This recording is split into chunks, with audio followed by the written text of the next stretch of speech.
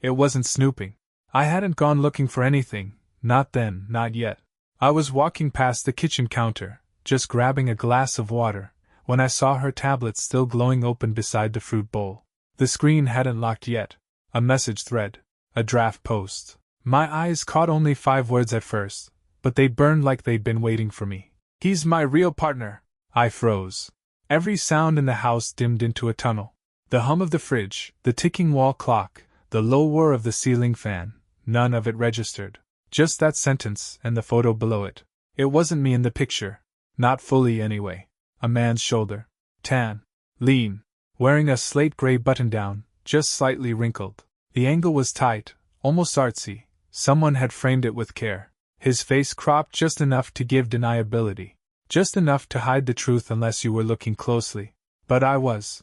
And I knew one thing immediately. That wasn't my shirt. And I'd never stood that close to her in whatever setting that was. I didn't touch the screen. Didn't scroll or snoop. I just looked. Memorized everything. The phrasing. The timestamp. The tone of it. Warm, bold in a way that had gone missing between us a long time ago. She hadn't sent it yet. Maybe she hadn't meant to. But she'd written it. That part mattered. She was in the shower upstairs, humming faintly. Something upbeat. Something she hadn't played in months. That should have meant nothing. But now it did. I stepped away slowly, careful not to leave any sign I'd seen it. I went back to the sink, ran the water, took the glass like I came for, and left the kitchen. My face stayed calm, my hands steady. But my pulse, that had shifted into a different rhythm altogether. Not rage. Not yet. Just cold clarity. That sentence. That picture. That moment. Everything before it now lived in a different file in my brain. Labeled before I knew. I didn't go back to the tablet. I didn't need to. That sentence kept replaying in my mind like a branded scar. "He's my real partner." Real. As if I were something else. I lay in bed that night beside her, listening to her breathe, pretending to sleep. She shifted closer in her sleep once, resting her arm across my chest the way she used to, back when the world between us felt honest. I stared at the ceiling. I didn't move, and I didn't sleep. She was already in the kitchen when I came down, robe tied, coffee half poured, the radio playing some mellow acoustic track like it was just another Saturday. She glanced up and smiled, wide and easy. "You want eggs?" she asked, already reaching for the carton. I nodded, not trusting my voice yet. Sat at the end of the table, the one closest to the window. I used to like the light that came through there, warm and ordinary. Now it felt like too much exposure. She moved through the kitchen in familiar rhythms, coffee mug in one hand, spatula in the other, flipping eggs like muscle memory. She talked as if the world hadn't shifted. Weekend plans, errands, maybe dinner out. Her voice carried the lightness of someone who thought everything was fine. I watched her closely, too closely. The way her eyes never lingered on me for long. How her hands stayed busy, maybe a little too busy. She'd always been expressive, animated. But that morning, something in her felt careful, practiced. "Do you want to take the car in this week?" she asked, placing the eggs on my plate like she'd done 100 times before. I gave a soft, "Sure," and sipped the coffee. Inside, though, nothing was soft. That smile, the one she wore so effortlessly, now looked like camouflage, a performance. And I sat through the scene like an audience member who already knew the twist ending. She kept humming under her breath. That same tune from the shower the night before. Carefree. That kind of quiet joy you don't fake. She hadn't smiled like that in months, not with me. Not until now. And that's what hit hardest. Not the post. Not even the photo. But that hum in her throat while she stirred the eggs. That's what told me she wasn't lost in guilt. She was glowing in something else. I ate. I nodded. I smiled where I had to. She leaned over at one point, kissed my temple, and said, "You're quiet today." I offered a faint chuckle. "Didn't sleep much?" She ran a hand through my hair and went back to her plate like I'd just mentioned the weather. The rest of the morning passed in autopilot, dishes rinsed, laundry sorted, mail opened. But I wasn't in that house anymore. Not fully. I had stepped out of the part of the story where I was her husband. Now I was something else, something watching, waiting. Because nothing in her face that morning said accident or mistake. Nothing said remorse. And I'd learned early in life, when someone quietly walks away from you and still hums over breakfast, they're not confused. They're gone. I didn't confront her. That's what I remember most clearly about those first few days, the restraint. Every instinct in me wanted to ask, to press, to make her say it out loud. But I didn't. Instead, I watched. It started with the small things, her phone, always within arm's reach now. Even in the bathroom. Even during dinner. She used to leave it everywhere, half-charged, buried in cushions. Now it had become an extension of her. And the moment it buzzed, she'd glance at me first, not the screen. That was new. She started grabbing it at strange times too, slipping away mid-conversation, excusing herself with a light. Just a second, then disappearing upstairs. One night I followed silently, stopped short at the bottom of the stairs. She was in the bedroom, door half closed, voice low, light laughter in her throat. I couldn't make out words. I didn't need to. She began dressing differently. Not drastically, just subtle changes. New workout leggings, tighter tops.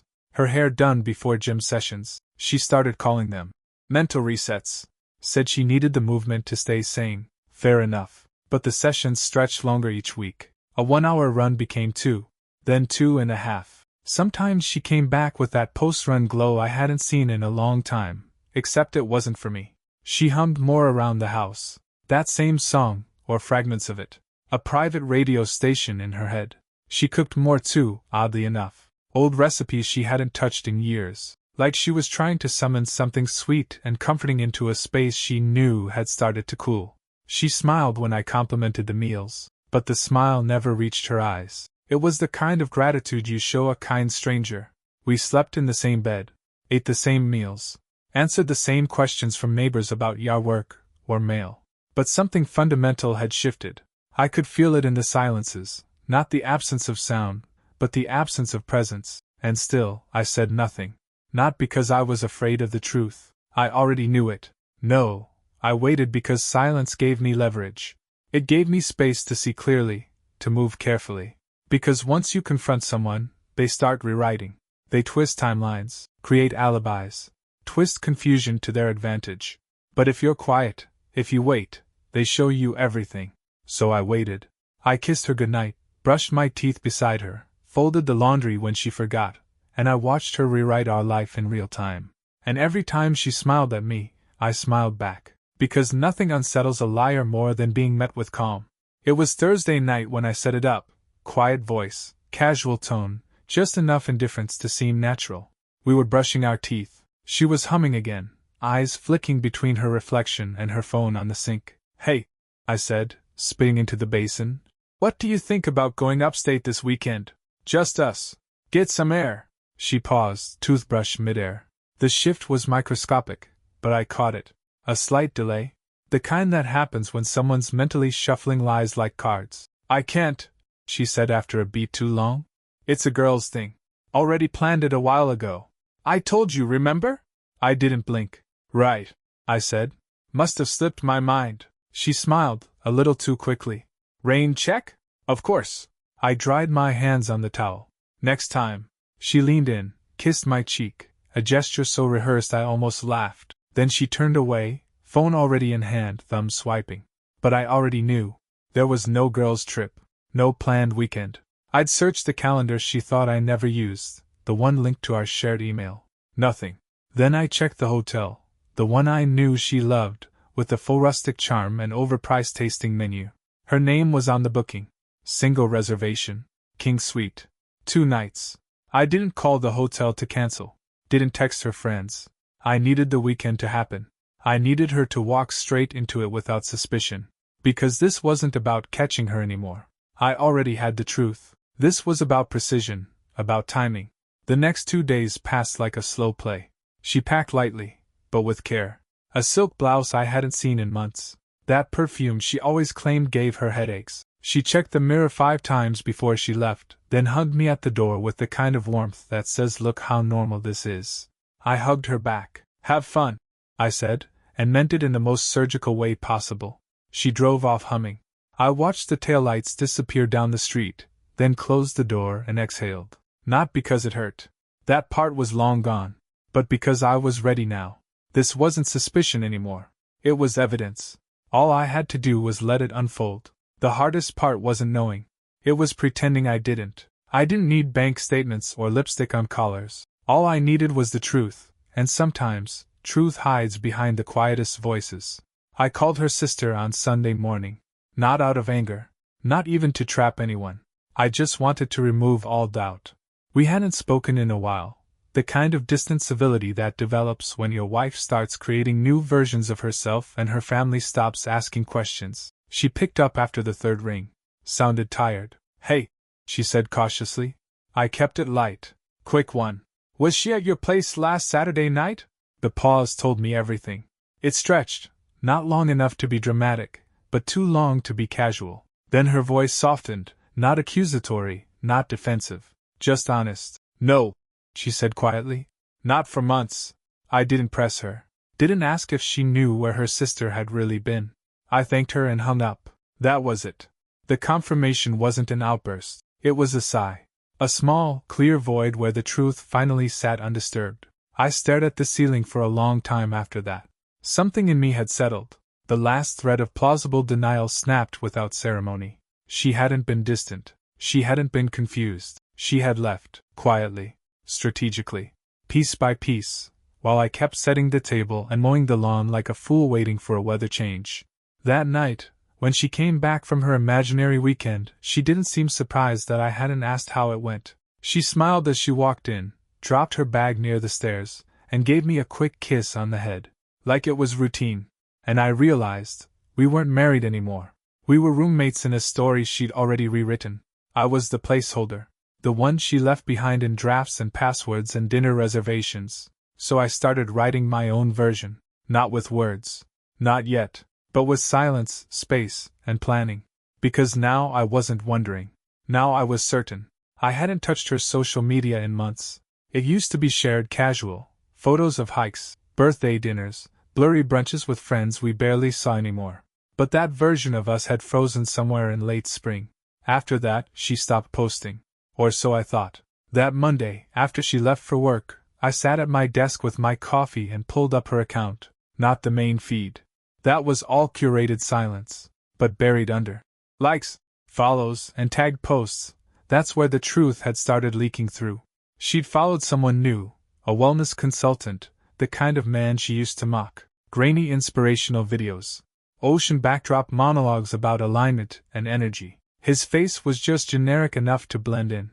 But I remembered his voice. I'd heard it once through her phone, months ago, echoing through the bathroom door while she listened to a podcast. I clicked through his posts. Comments from her popped up like landmines, small at first, a heart here, a laughing emoji there, but then longer ones, familiar phrases. Things she used to say to me, back when she still looked me in the eye. One photo stopped me cold, him in a cabin kitchen, mug in hand, captioned, "Nothing better than clarity." Her comment sat just beneath it. "This. Everything about this." That was posted the same weekend she claimed to be visiting her sister. I scrolled further. Their banter had a rhythm. Inside jokes. Shared phrases. I knew that language. I used to speak it with her. That slow, public morph from stranger to confidant. It was the kind of attention you don't give by accident. She had rewritten history in plain sight. Not with a confession. With subtle recalibrations. I had become a footnote. He was now the subplot blooming into her main story. And I was the last one to read it. That realization didn't hurt the way I thought it would. It was worse. It hollowed. Like discovering a house you built was already up for sale, furniture rearranged, photos removed, your name scratched off the mailbox. I closed the browser, took a breath, sipped the cold coffee. The worst part wasn't that she had replaced me. It was that she'd done it so gradually, so seamlessly, I hadn't even noticed I was gone. But I noticed now. And that was enough. It took 2 weeks to gather everything. Not out of uncertainty, that part was finished. But because I wanted precision. No fire. No mess. Just clean exits and unshakable documentation.